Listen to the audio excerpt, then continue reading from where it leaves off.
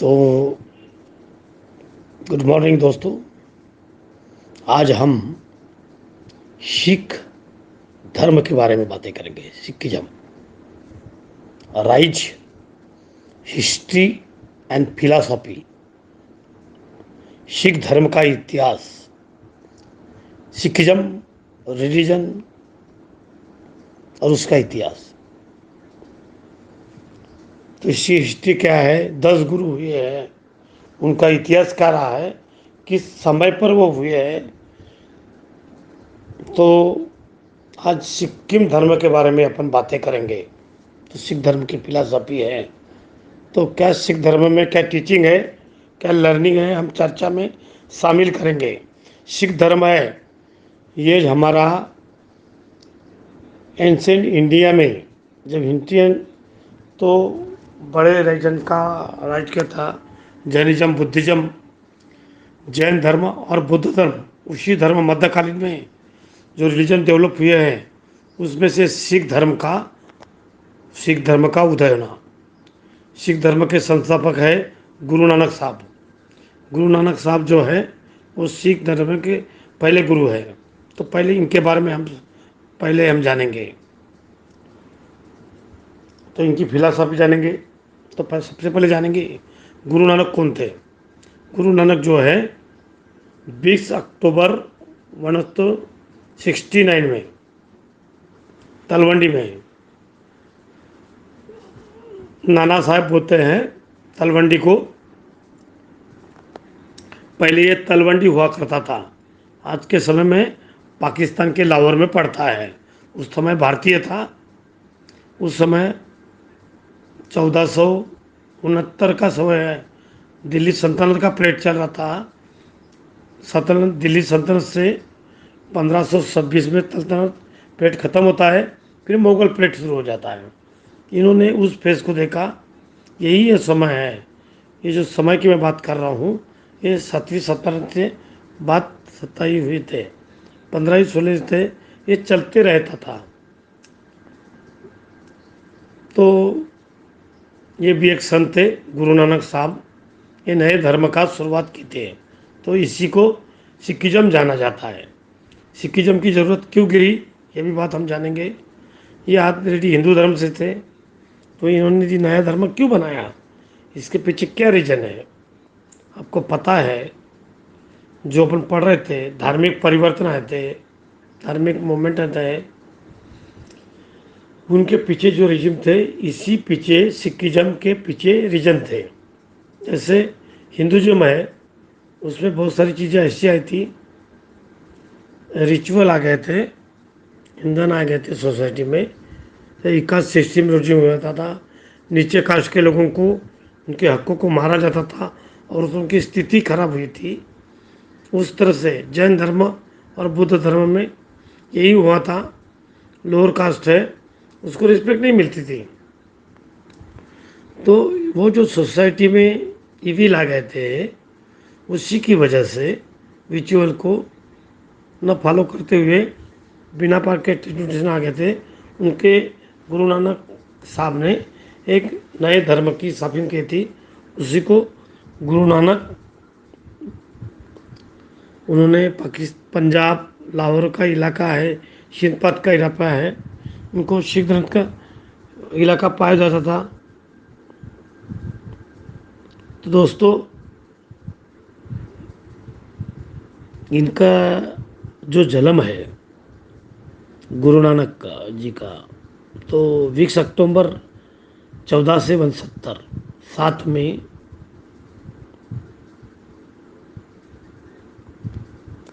69 में हुआ था तलवंडी में। इनके मेहता कालू पिता का नाम, और इनका माता का नाम था तृप्ता।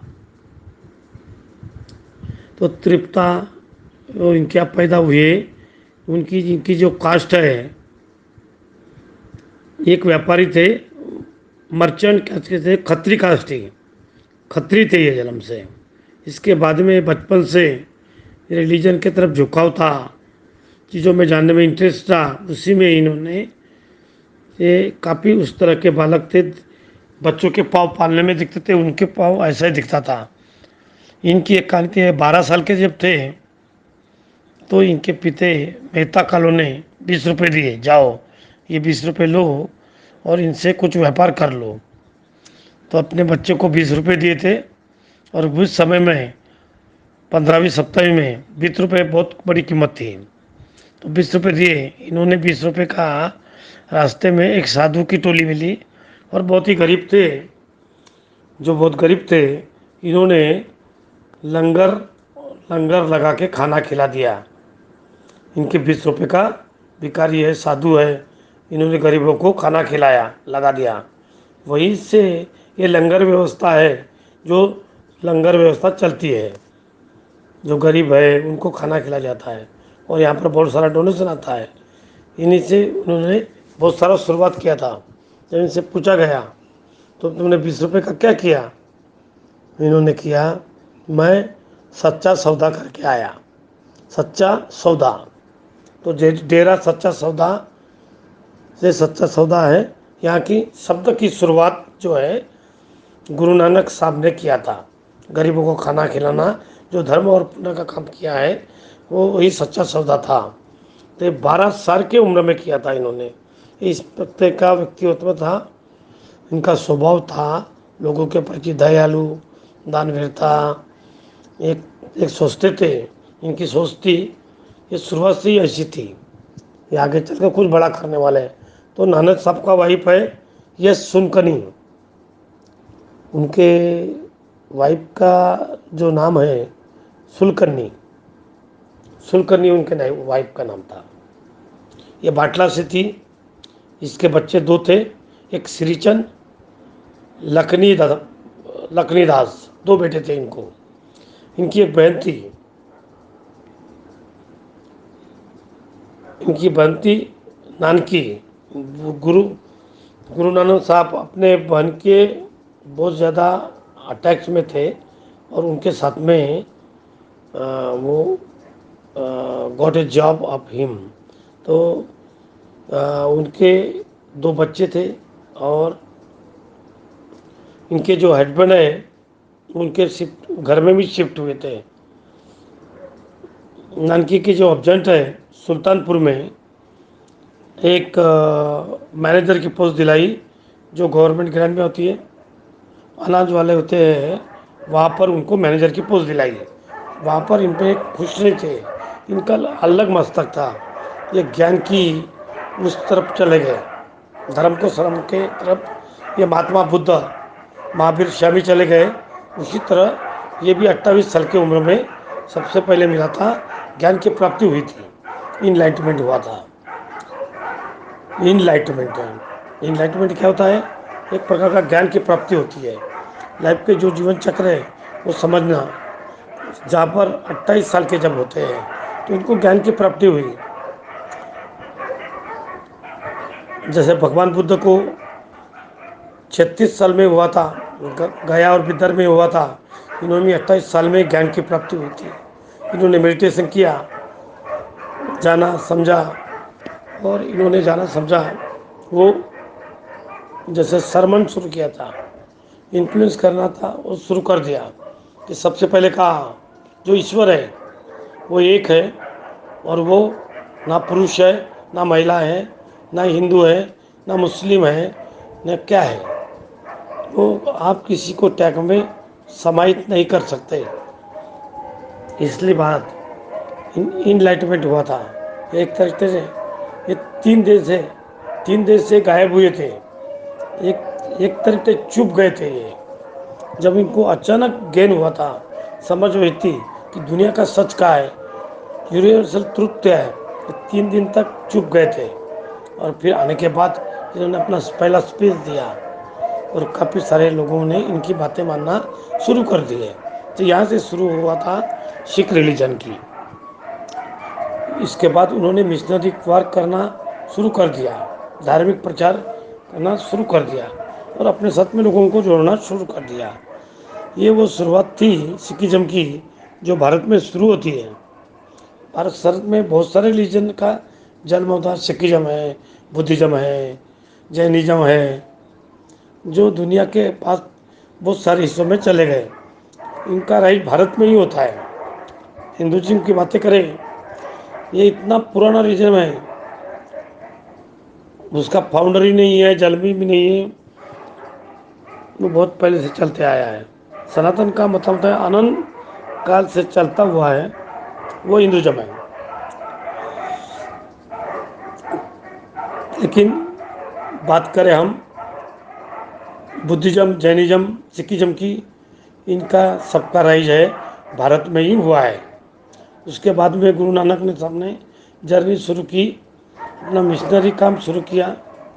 फिर ये भारत में उत्तर, दक्षिण, पूर्व, पश्चिम में भ्रमण किया। उसके बाद अरबिया में गए, अरब कंट्री में गए, सऊदी अरब, पर्शिया में गए, जहाँ पर मक्का में गए, मक्का, मदीना, बकार में गए, और वहाँ पर इन्होंने बहुत अच्छे अच्छे किस्से हैं, अच्छी अच्छी कहानियाँ हैं, जिससे हमको सीख मिलती है। मक्का की एक कहानी आपने सुनी होगी। ये मक्का में जाते हैं और ये थक के सो जाते हैं, तो इनके पैर होते हैं मस्जिद के साइड होते हैं। तो कोई व्यक्ति आता है और गुस्सा हो जाता है कि आपने शर्म नहीं आती कि आप अल्लाह के तरफ पैर रख के कर गए। तो इन्होंने कहा मैं आपको माफ़ी मांगता हूँ, आप मुझे बता देते हो अल्लाह की जगह नहीं है, मैं उधर पैर करके सो जाता हूँ। इनडायरेक्टली भगवान तो सब जगह है। ये आप कैसे कह सकते कि किस दिशा में पैर कर लीजिए, कि ये दिशा में पैर कर लीजिए। इस तरह ये इनकी टीचिंग थी। इनकी कहानियाँ बहुत है, बहुत सारी जगह में गया है, बहुत सारी की कहानी मशहूर मशहूर कहानियाँ हैं, लेकिन उनकी बहुत कहानियाँ हैं। ये मक्का की कहानी है।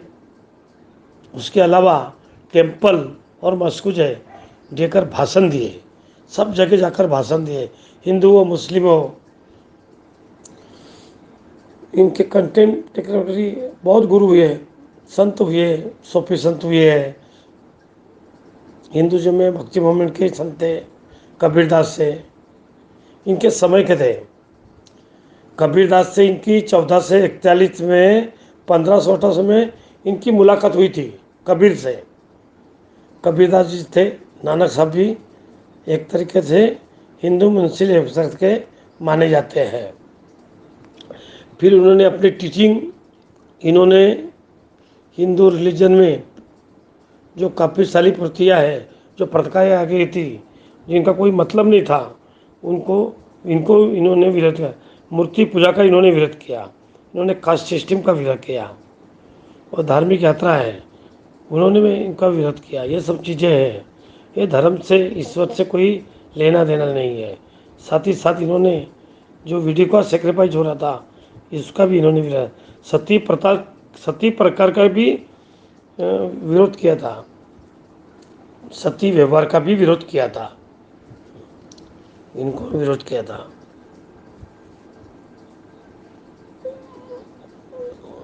बुक से अगर आप रिलीजन को समझना चाहते हैं तो उन्होंने, ये पॉसिबल काम नहीं है, आपको चीज़ों को समझना पड़ेगा, धार्मिक कार्य करना पड़ना पड़ेगा।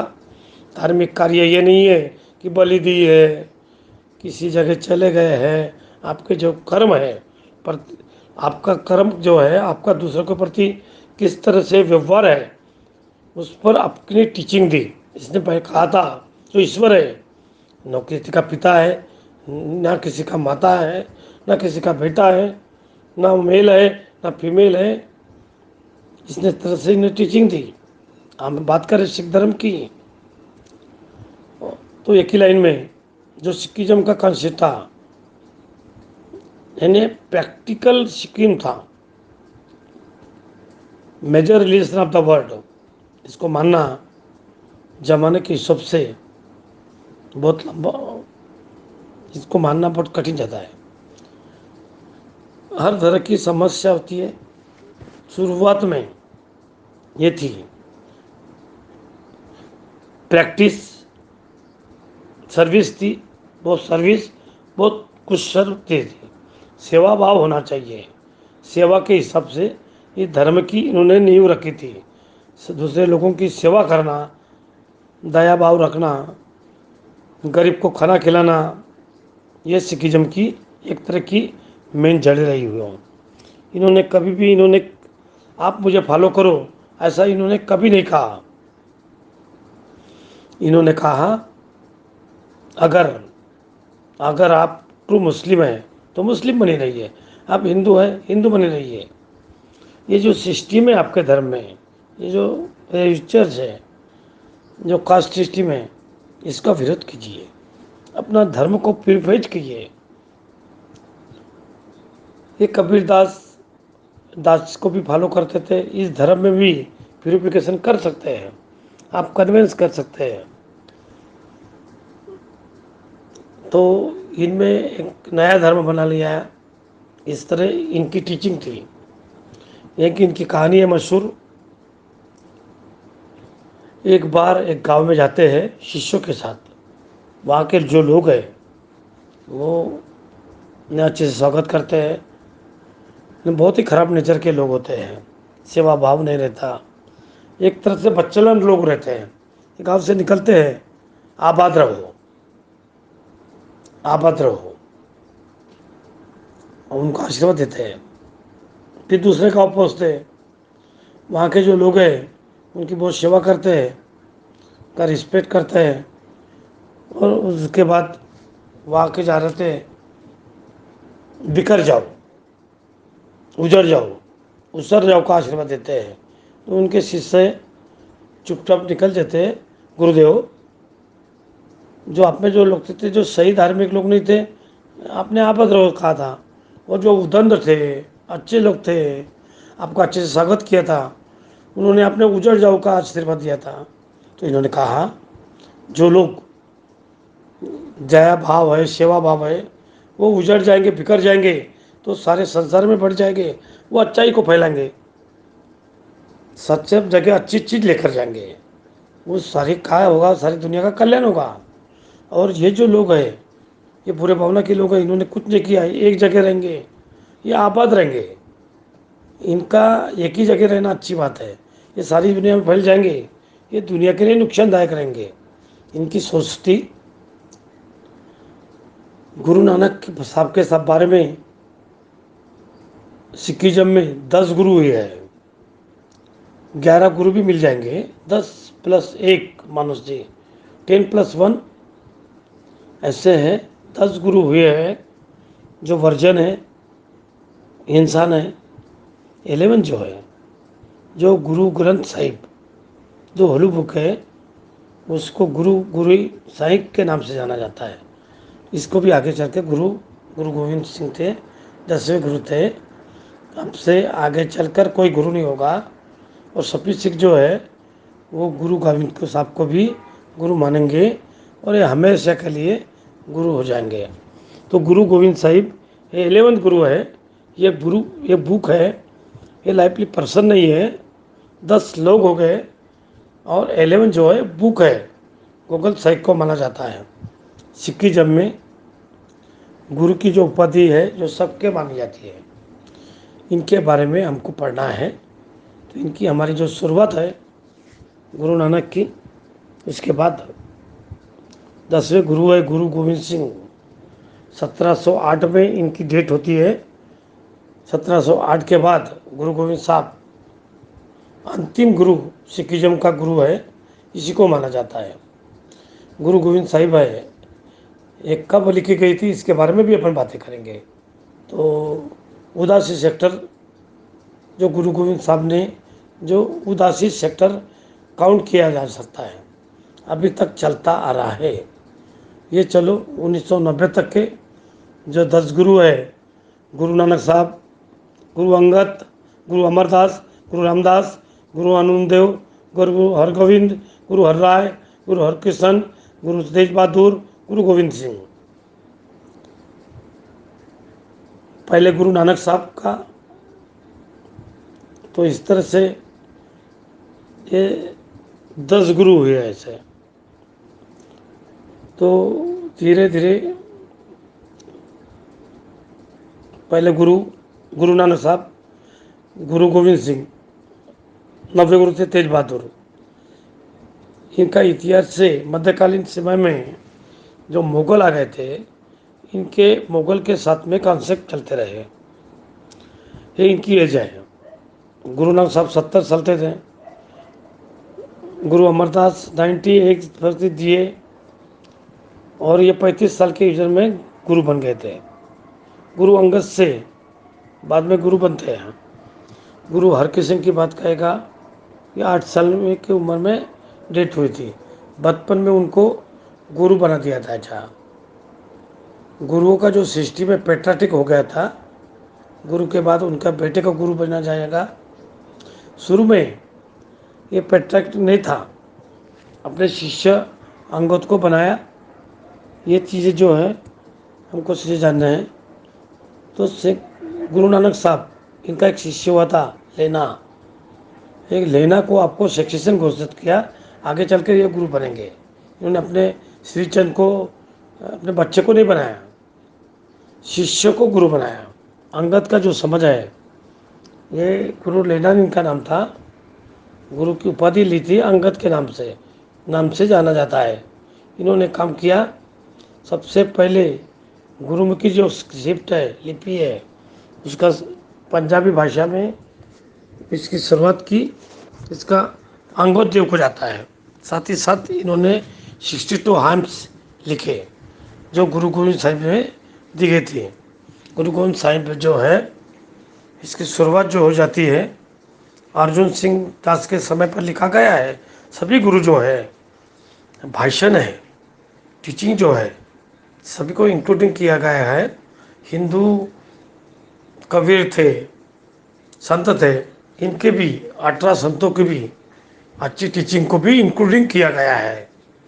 इनकी जो आइडिया के साथ में बिलोंगिंग करते थे, वैसे ही बहुत सारे हिंदुइज्म के संत थे। नए धर्म की नाक जाकर अपने धर्म में रिफॉर्म करने की कोशिश की। उनकी भी टीचिंग है गुरु गोविंद साहब में जोड़ा गया है। उसके बाद में उन्होंने गुरु गद्दी है, गुरु का तत्ता है, जो थ्रोन है, इन्होंने खातून में स्टैब्लिश किया था। गुरु तक नहीं बात करता था। इन्होंने जो लंगर सिस्टम है, गुरु नानक सिस्टम में, इसको प्रदर्श करा, स्टैब्लिश दी। वो लोग हैं क्या करेंगे, अपना कुछ ना कुछ डोनेशन करेंगे और लंगर सिस्टम से भोजन कराएंगे। अभी भी गुरुद्वारा में जाते हैं तो वहाँ पर लंगर सिस्टम चलता है। तो सिखिज्म का सर्विस का जो सिस्टम है बहुत ही खूबसूरत है। बहुत अच्छी सर्विस दिया जाता है, खाना पीना रहना प्रोवाइड कराया जाता है। गुरु अंगद जी ने की थी। थर्ड गुरु अमरदास की 1479 एंड 1574। अंगद से पहले हुए थे, लेकिन इनका समय जो है अकबर का समय शुरू हो जाता है। गुरु अमरदास जो है अकबर के समकालीन थे। तो पहले जो गुरु जो है जब बाबर के समय पर थे, उन्होंने बाबर वाणी भी लिखी है गुरु नानक साहब ने। बाबर नामक उन्होंने खुद लिखी है। उसके बाद बात आती है गुरु अमरदास ने क्या क्या किया। गुरु अमरदास ने पिलग्रिम में शुरुआत की थी, जिसके गुरु नानक थे। जो तो हर धर्म में ऐसा होता है भाई, हर किसी की अपनी आस्था है, किसी का मानना है। गुरु नानक साहब में पिलग्रिम का धंधा नहीं किया था, तो गोविंदम साहिब ने इन्होंने पिलग्रिम साहिब शुरू की थी, जो धार्मिक जगह इन्होंने बनाई। इन्होंने काफ़ी सारे रिचुअल बताए। तो रिचुअल की बातें बताए, जमल के सामने कैसा रहना चाहिए, डेट के समय कैसा रहना चाहिए। जिस तरह से हिंदुइज्म में होता है तो सिखिज्म में ही रहते हैं। इन्होंने बहुत सारी हाइंस लिखी, आनंद साहिब, ये सब है। ये बाद में सिख रिचुअल का पार्ट बनी। इन्होंने मिंत्री सिखिज्म की फैलाना है मुगल दरबार में। अकबर है, इनके पास अकबर आता था और इनकी काफ़ी गुरु अमरदास और रामदास अकबर के समकालीन थे। इनके सबसे पहले इन्होंने खेत जो है, बेटी जो है, उनको डोनेशन दिया था।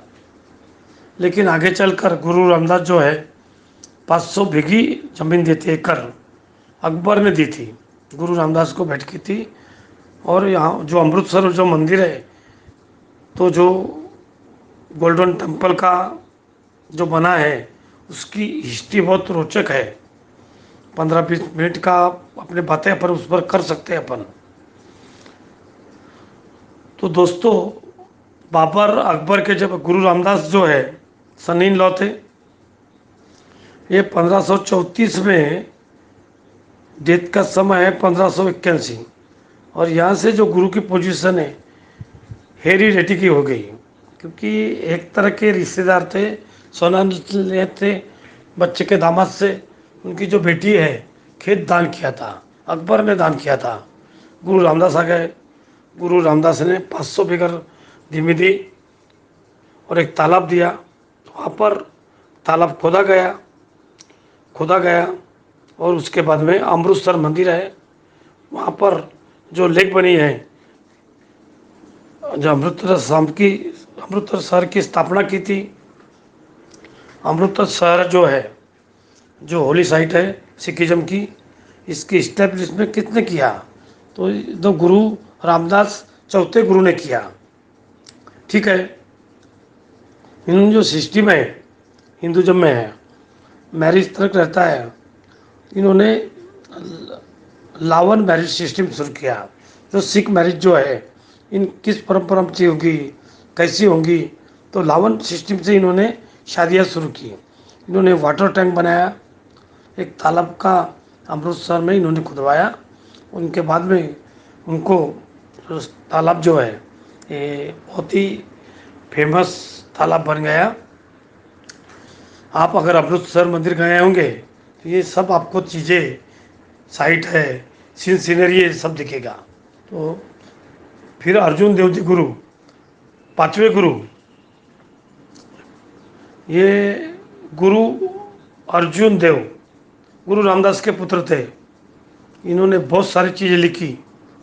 गुरु नानक साहब अच्छे पोएट थे, उनकी वाणी में बहुत मधुर थी, अच्छे तरीके थे, वो प्रेजेंट करते थे। जो भी चीज़ें वो बोलते थे, काफ़ी लोग उनको फॉलो करते थे। एक नए धर्म की नींव रखना इतना आसान नहीं है। अपने वाणी में इतनी मधुरता चाहिए, तेज चाहिए कि लोग आपको फॉलो करें।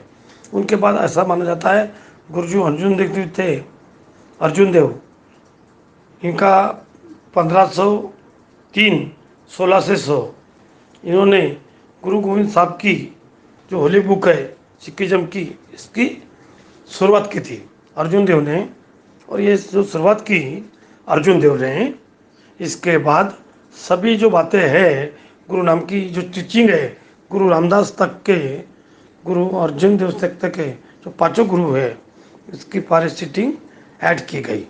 आगे चलते गए और शुरुआत में 5 गुरु की, 5 सिख गुरु और 18 हिंदू संत थे।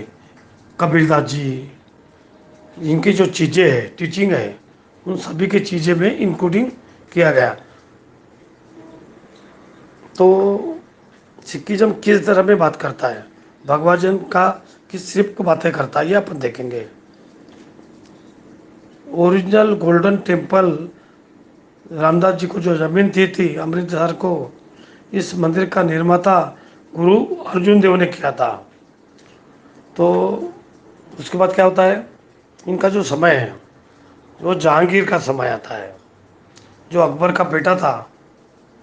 जो जहांगीर का एक बेटा था, खुसरो नाम था, खुसरो ने विरोध कर दिया था। एक था खुसरो, एक था खुर्रम। खुर्रम जो तो है ये शाहजहाँ बना, और एक बेटा रहता है खुसरो। खुसरो क्या कर देता है, अपने पिता के खिलाफ, जहांगीर के खिलाफ रिवोल्ट कर देता है। खुसरो रिवोल्ट करने के बाद में अर्जुन देव के शरण में जाता है। तो गुरुजी हरण देव जी उसको शरण देते हैं। शरण देव की वजह से जहांगीर जो है अर्जुन देव की को क्या करता है, देशद्रोही, राजद्रोही घोषित कर देता है। और फिर जहांगीर जो है अर्जुन देव जी को कैप्चर करता है और इनकी एक तरह से की मौत की सज़ा दे देता है। इनका सिर जो धड़ से अलग किया जाता है। यहाँ तक मुगलों तक के इनके कोई कंप्लेंट नहीं थे, सब ठीक ठाक चलाता है। फिर यहाँ से सिखों की हत्या की जाती है मुगल बादशाह के द्वारा। इसके बाद शुरू हो जाता है मुगलों को और सिखों के बीच में कॉम्प्लेक्स। जहांगीर के समय से शुरू हुआ और फिर अपने पिक पर समय पर औरंगजेब के तरफ से इनकी हुई। सिख समुदाय था ये बहुत ही सज्जन शांत था, किसी का बैर नहीं रखता था, कोई लड़ाई नहीं थी, शांत थे और इसी तरह की मिलिट्री नहीं रखते थे। उसके बाद में उनको ये मुगल है, ये बदमाश है, ये अपने को कभी भी ज़बरदस्ती करते हैं। काफ़ी अपने सारे लोग कन्वर्ट मुस्लिम में कन्वर्ट करते थे। इसलिए गुरु हरगोविंद जी इन्होंने मिलिट्री लीडर के तरफ प्रोजेक्ट किया और मिलिट्री शुरू कर दी। जो सिख के अनुयायी हैं, जो सिख के फॉलोअर हैं, इन्होंने मिलिट्री बनाना शुरू कर दिए।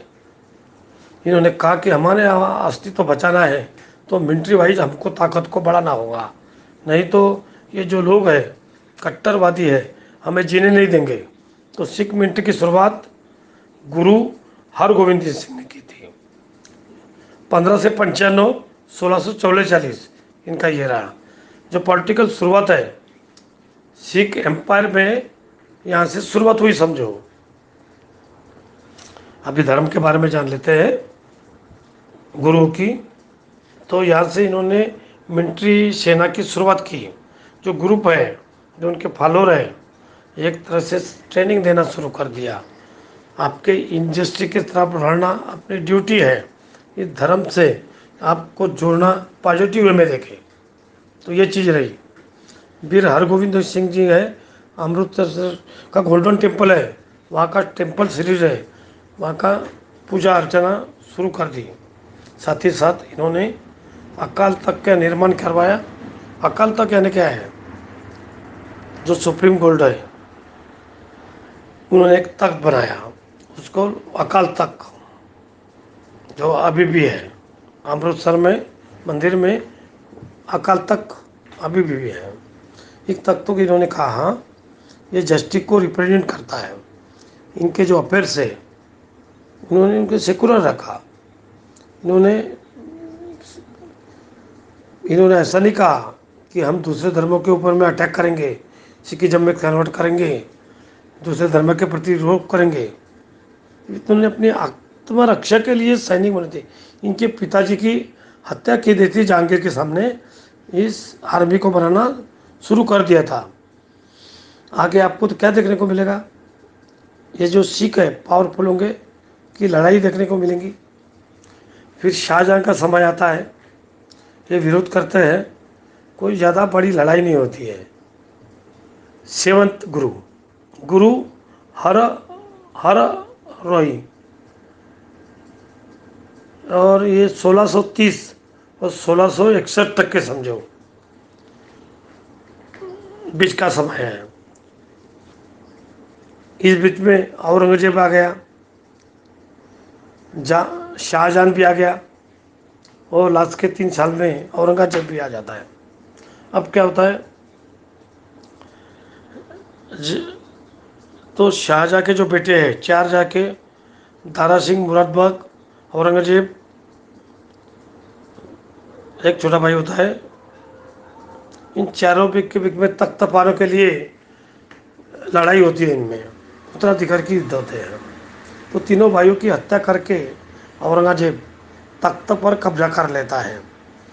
ये जो दारा सिंह है को था, ये दारा सिंह की हम बाद में कहा था, ये दारा सिंह है, ये गद्री संत हुआ करते थे, फॉलो करते थे। ये सेकुलर व्यक्ति था दारा सिंह। ये मुगल सिखों का सबसे सेकुलर व्यक्ति माना जाता है। अकबर को और दारा सिंह, ये दोनों बहुत अच्छे आदमी हुए। दारा सिंह का भगवत गीता का ट्रांसलेशन करवाया पारसी भाषा में, इसको सब लोग पसंद करते थे। सुप्रीम मूवमेंट वाले पसंद, भक्ति मूवमेंट वाले भी पसंद करते थे। और गुरु की हर राय है, ये भी इनको पसंद करते थे, इनको सपोर्ट किया जाए। एक टॉलरेंट व्यक्ति है, एक तरह के ऐसे दूसरों धर्म के भी रिस्पेक्ट करते हैं। ये जब बातें पता चलती है तो जहांगीर के समय हर राय को औरंगजेब ने कहा था, आप हमारे दरबार में पेश होइए। गुरु हर राय में पेश नहीं हुए। इनका जो बेटा है राम राय को भेजा गया है, राम राय है, वो औरंगजेब में खिदमत में लग गया। इसको जिस मकसद से भेजा गया था, तुम टेम्पररी जाना है और वापस आना है, ये वापस नहीं आया और औरंगजेब के हक में रह गया। ये तो काफ़ी बड़ा था। जो इनका छोटा बच्चा था गुरु हर राय का, ये बच्चे थे 7-8 साल के, इनको गुरु बना दिया गया था। ये 8 साल के थे, इनकी डेथ हो गई थी। तो इनके बारे में ज़्यादा चीज़ें, गुरु हर सिंह राय 8वें गुरु थे। 8 साल की उम्र में ही ये स्मॉल पॉक्स माता बनते ना, उसके वजह स्मॉल पॉक्स की वजह से मृत्यु हो गई थी। फिर 9th गुरु, गुरु तेज बहादुर 1621 और 75। तेज बहादुर की हत्या करने वाला कौन था? औरंगजेब था। अब ये अंकल थे गुरु हरकिशन के। इन्होंने क्या किया था, और जब बात हुई थी तो औरंगजेब पावरफुल हो गया था। औरंगजेब का सुन्नी मुस्लिम था, वो दूसरे धर्मों को पसंद नहीं करता था। अमृतसर में आना इनको बैन कर दिया, आप यहाँ आ नहीं सकते। इन्होंने आनंदपुर में अपना सेंटर बनाया सिखिज्म का, और वहाँ से शिक्षा देना शुरू कर दिया। सिख धर्म के जो फॉलोअर थे, टीचिंग देना शुरू कर दिया। उसके बाद में एक बैटल होता है करतारपुर। औरंगजेब के खिलाफ पॉलिसी है, इनको वो पसंद नहीं आती, तो बैटल ऑफ करतारपुर औरंगजेब के खिलाफ। औरंगजेब की सेना बहुत बड़ी होती है, इनको हरा देती है। फिर इनको लिया जाता है मुगल दरबार में, और फोर्स फ्री इस्लाम कबूल करने को बकाया जाता है। गुरु तेज बहादुर सिंह ये कबूल नहीं करते, और यहाँ पर इनकी हत्या की जाती है। चांदनी चौक के, जो दिल्ली की मेन सिटी है, धड़ के शरीर अलग किया जाता है, टांग दिया जाता है। जिस सिखिज्म की, और यहाँ पर सिख जो लोग हैं वो औरंगजेब के खिलाफ हो जाते हैं। सिखिज्म औरंगजेब के खिलाफ बहुत भयंकर से रिवोल्ट किया था, औरंगजेब कभी दबा नहीं पाए। इनकी वजह से, गुरु गोविंद सिंह की वजह से। ये बहुत ही साहसी व्यक्ति थे, बहादुर थे। 1666 1708 इनको जो फॉलोअर थे, इन्होंने ऐसी टीचिंग दी, सिर्फ आपको शांति प्रिय होने से काम नहीं चलेगा, अपनी हक की लड़ाई लड़नी पड़ेगी, आपको शहीद भी होना पड़ेगा, तब जाके आपको न्याय मिलेगा। तो ये तेज बहादुर के पुत्र थे। इन्होंने जो पहले लर्निंग शुरू की थी सिखिज्म की, हरगोविंद सिंह की मिलिट्री ट्रेनिंग शुरू की थी, इन्होंने हत्या से जोड़ दिया।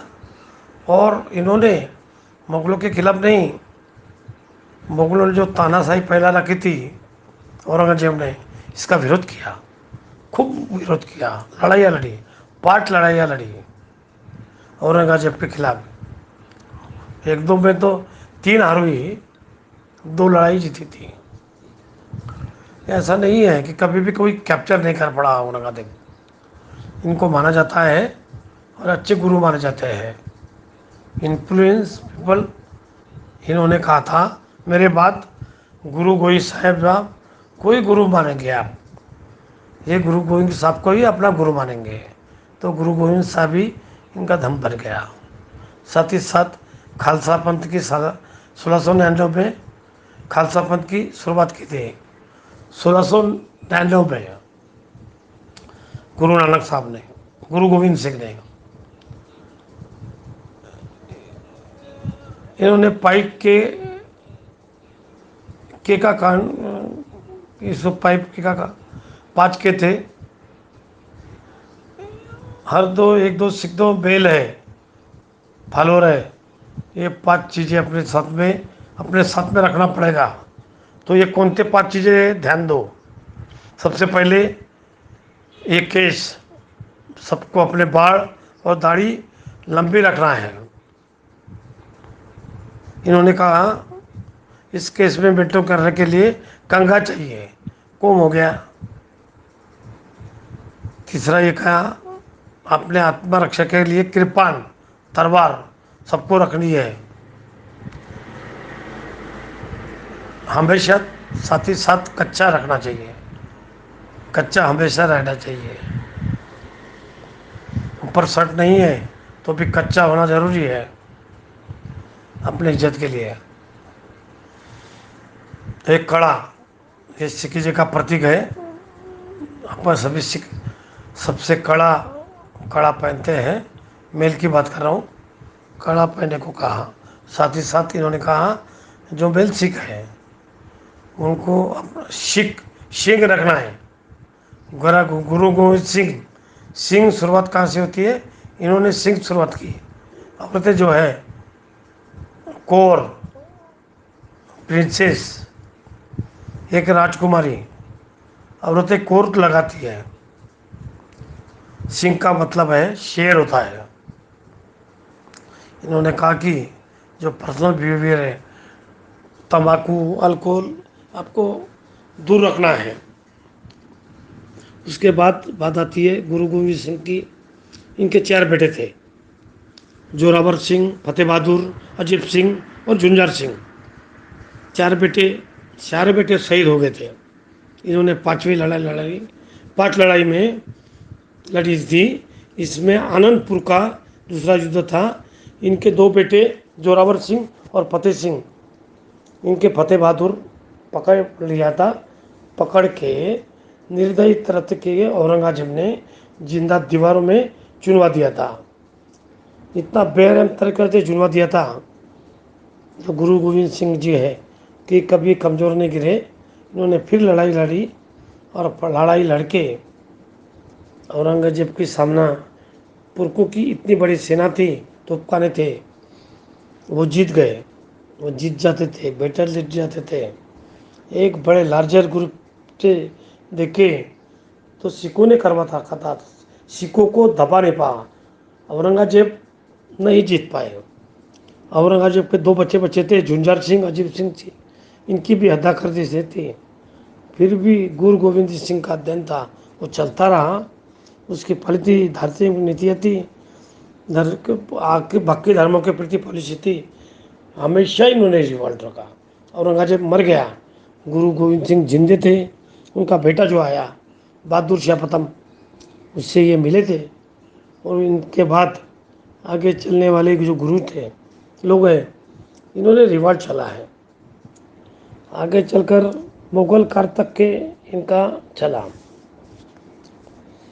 Sikh believe about the gods, Karma, death. जो सिख गुरु के रखों के मुगलों के बीच में लंबे समय तक के कॉम्प्लेक्स चलता रहा। तो सिख रिलीजन के जो बिलीफ है उनको देखेंगे। God, karma, death. और गोट के बारे में क्या थी? There is only one God, God is without form और जेंडर नहीं है। Every one has direct access to God, every one is equal before God. Empty religion, किसी मौलाना पंडित की ज़रूरत नहीं है।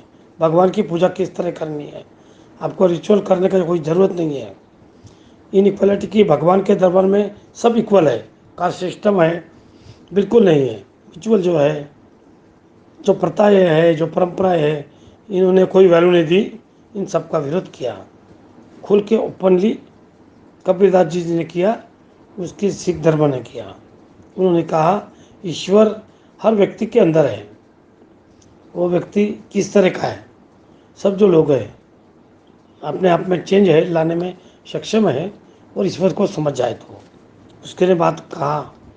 Living God and community, Sikh धर्म को समझिए, अपनाइए, उसी इसमें रहिए, लेकिन जो दूसरे लोग हैं उनकी भी रिस्पेक्ट करिए।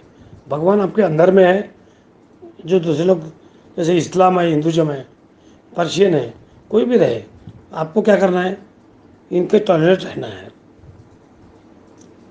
सबको एक्शन और बिलीव कर्म कांड में सुप्रीम है, हर रिलीजन में माना जाता है। उसके बाद में कहा अगर आपको a person should be do the good work, ईश्वर का नाम लेना चाहिए, जपना चाहिए, तब आपका लाइफ सफल माना जाएगा। उसके बाद God on the cycle of the life, जैसे हिंदुइज्म में मानते हैं सैल्वेशन अंतिम लक्ष्य है। सैल्वेशन हर धर्म में ऐसा ही माना जाता है, मोक्ष, मोक्ष निर्वाण बोल देते हैं। अलग अलग धर्मों में अलग अलग शब्द होते हैं। सिख दो है, उनका मानना है, सिख गुरु ने कहा है, ह्यूमन बीइंग में in cycle of birth life and rebirth, rebirth का कंसेप्ट है जो सिखिज्म में बिलीव करता है। अंतिम लक्ष्य क्या है? They share the belief without fatalism on the Indian religion traditional of the Hinduism, Buddhism and Jainism. ये मानते हैं कि जो क्वालिटी अर्थ पर्टिकुलर लाइफ कर्म के ऊपर में आपके जीवन के आप क्या बनेंगे अगले जन्म में, आपने पिछले जन्म में क्या किए हैं अगले जन्म में आपका निर्भर रहेगा। इस जन्म का पुण्य जो है जो अगले जन्म में आपसे हिसाब लिया जाएगा। द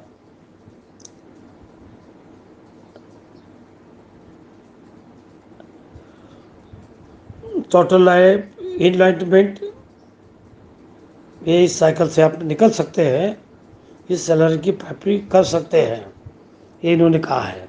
उसके बाद इन्होंने 3 ड्यूटी बताई है, 3 ड्यूटीज इवल्स है जो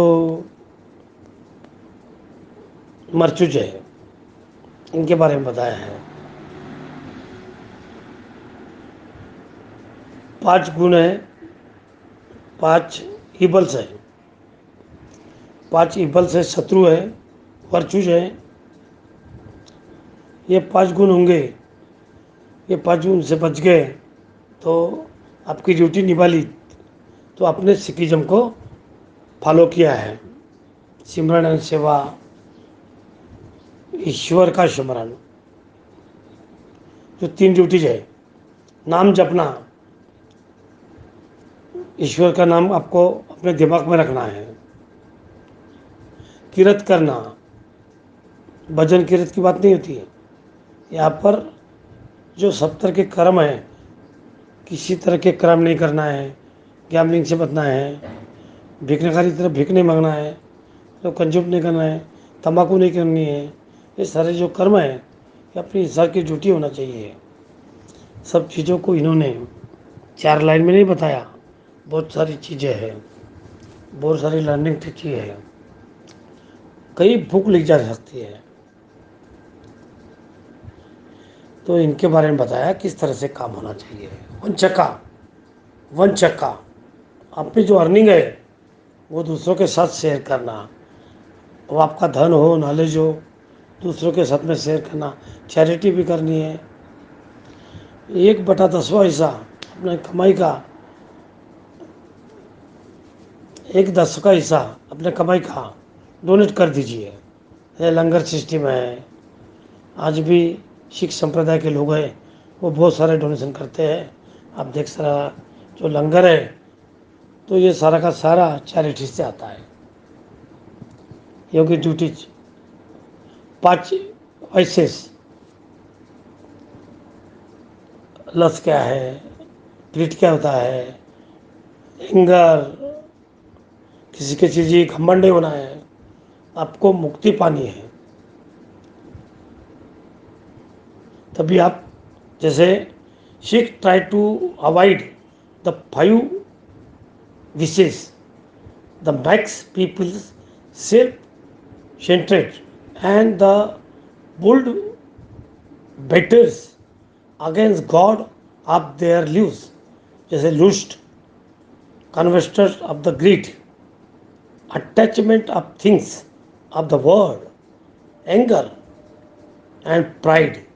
It is a person can overcome this vice they are on the road to liberation. तो इस तरह से इनके बहुत, अगर ये कमियां हैं, ये इवल्स आपके अंदर में है, तो ईश्वर आपको नहीं मिलेंगे। 5 वर्चूज, 5 वर्चूज कौन से हैं तो वो देखेंगे। 12 वर्चूज कौन से हैं ये अपन देखेंगे। गुस्सा नहीं होना है, घमंड नहीं होना है, तभी आप ईश्वर को आप प्राप्ति कर सकते हैं। ये कमियां हैं तो आपके नेचर में है, तो ईश्वर आपको नहीं मिलेंगे। 5 वर्चूज, सत्य, सत्य आपको सब पता है, सच बोलना है, ट्रुथफुल बोलना है, कंपेरिजन करना है, दयावान होना है, दूसरी दया के प्रति दयावान होना है, टॉयलेंट होना है, कंटेनमेंट, संतोष रखना है, ज़्यादा भौतिकवादी नहीं होना है, ह्यूमैनिटी, सेल्फ कंट्रोल रखना है, लव, दूसरे के प्रति प्यार बताना है, उनके किसी भी जीव को, इंसान को, सबको आपको प्यार करना है, दूसरे बिल को मानना है, और नफरत नहीं करना है किससे। ये सिखिज्म की गुरु ग्रंथ साहिब की, तो गुरु ग्रंथ साहिब जो है, जो आदि ग्रंथ बना जाता है, आजू दरबार बोला जाता है, ये तीनों नाम आपको रखना है। गुरु ग्रंथ साहिब, ये इनकी होली बुक है। गुरु ग्रंथ साहिब, जो 10 ग्रुप है, 18 संतों की वाणी है, कबीर भी आते हैं उसमें, उनके पिगमेंट के बारे में होता है। 1430 पेज लिखे हैं। इनमें एक्चुअल वर्ड है जो गुरु ने बोला है, ओके, वो लिखा गया है, घुमा फिरा के नहीं लिखा है। जो भी चीज़ें हैं, जो भी रिचुअल है, फॉलो करना है। तो रिचुअल सिख क्वेश्चन में सिंपल प्रैक्टिकल सर्विस पर ध्यान देना, ईश्वर के भक्ति में रहना है, ज़्यादा रिचुअल में नहीं पढ़ना है। गुरु गोविंद साहब जो है अर्जुन देव की शर्मा शुरू करते थे, गुरु गोविंद सिंह ने अंतिम रूप से कहा था 1708 में, सभी सिखों का यही गुरु है, गुरु गोविंद साहिब का यही गुरु हो गए। कोई इंसान जो है वो इंसान गुरु नहीं होगा, बहुत गुरु हो गए हैं। अभी हमारे धर्म में गुरु डेवलपमेंट हुआ है। तो गुरु ग्रंथ साहिब, हिंदुज़म में, इस्लाम में जैसे पुराण है, यही बुक ग्रंथ साहिब होगी। और दोस्तों, इस तरह से आज गुरु गोविंद सिंह के बारे में और सिख धर्म के बारे में अपन बातें किए। तो सिख धर्म के इतिहास के बारे में अपन सोचना चाहिए।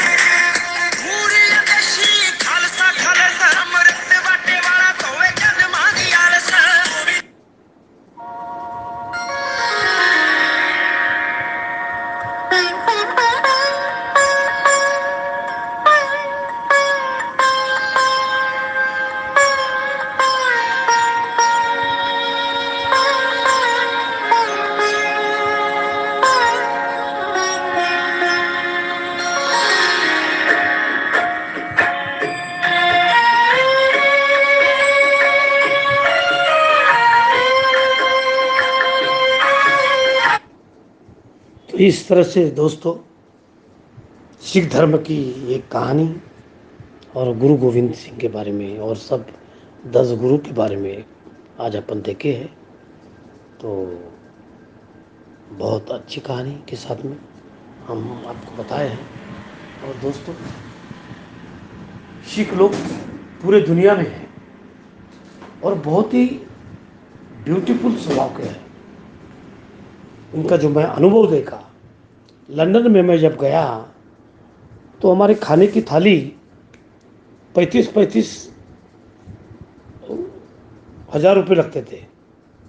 तो हमको भाई लंदन में क्या करना चाहिए क्या नहीं करना चाहिए, बड़े परेशान हुए हम।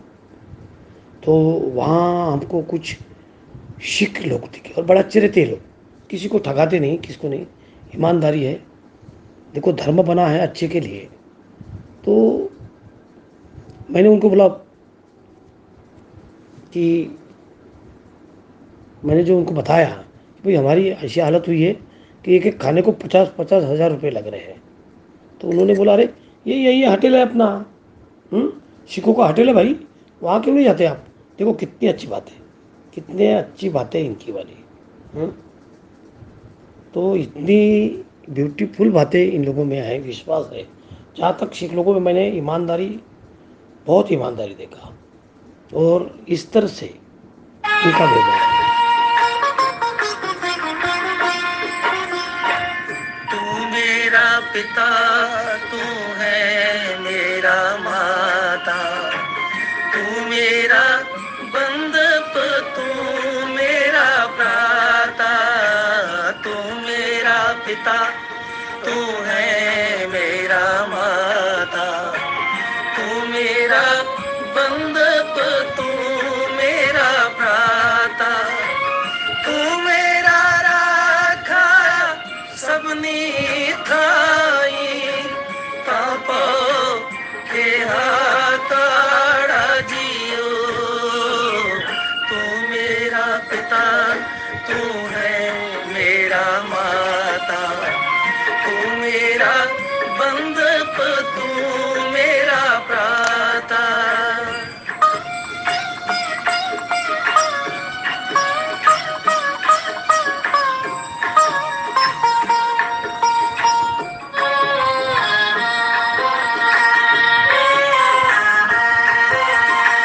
तुम्हारी कृपा पे खुद पछाड़ा, तू मेरी ओट, तू है मेरा माड़ा,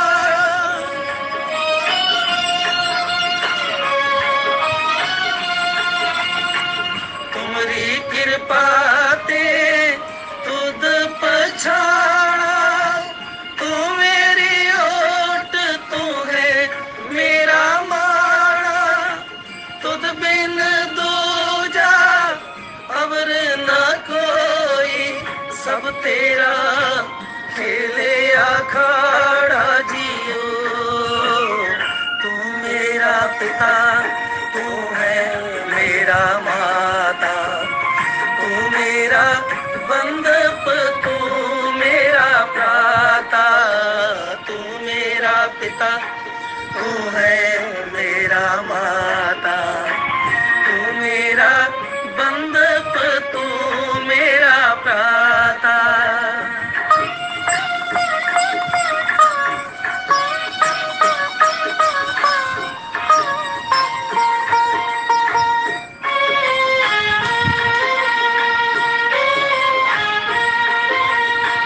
जी जंत सब तो देव पाए, जित जित भाणा तित तित लाए,